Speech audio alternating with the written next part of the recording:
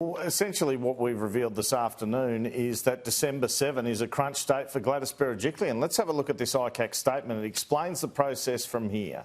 It's a statement to Sky News. As is the case following all ICAC public inquiries and consistent with the need to provide parties with procedural fairness, Counsel Assisting will prepare written submissions setting out what findings Counsel Assisting contends are open to be made by the Commission on the evidence before the Commission. So that'll be sent to witnesses or any affected parties.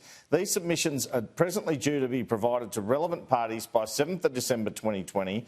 Relevant parties will then have an opportunity to make written submissions in response by the 1st of February next year.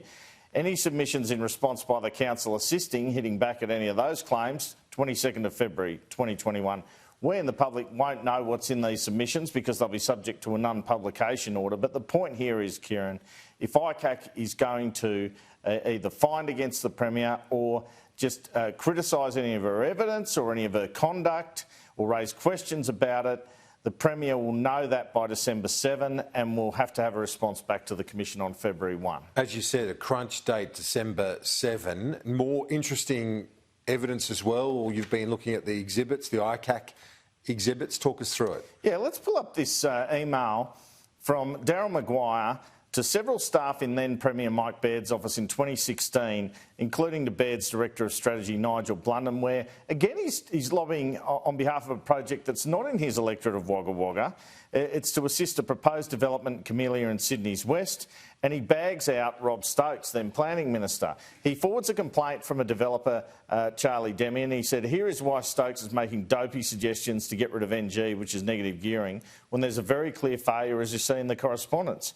It needs just one DEP RMS, I'd say there'd be a Deputy Secretary of Roads and Maritime Services, to do their job, and thousands more homes can be delivered. I can show you dozens of examples. Please forward to the Premier. I've taken this matter up with RMS to help this guy. Well, really, considering his duties, that's none of his business. But what's also interesting about this email, I think it's Exhibit 317, is it's then forwarded 19 minutes later to what appears to be then Treasurer Gladys Berejiklian's email address. Sends it to the Premier's staff, doesn't CC her, forwards it on. 2 months after this, Gladys Berejiklian becomes Premier. Rob Stokes is moved from planning to education. Anthony Roberts goes into planning. Now, I went to Gladys Berejiklian's office about this today, and she pointed out that she reappointed Rob Stokes as Planning Minister after the 2019 election, gave me a statement to that effect. At Question Time today, Gladys Berejiklian, she was asked about our story, this is New South Wales Question Time, about the fact her office called on ministerial staffers in 2018 after Daryl Maguire was named at ICAC and resigned to come forward with any allegations they might have against him or any information that could be useful to ICAC. At that time, former Trade Minister Noel Blair's office did exactly that. We know Gladys Berejiklian did not approach ICAC about anything she knew then that's been contained on phone taps. Let's have a listen to this Question Time exchange.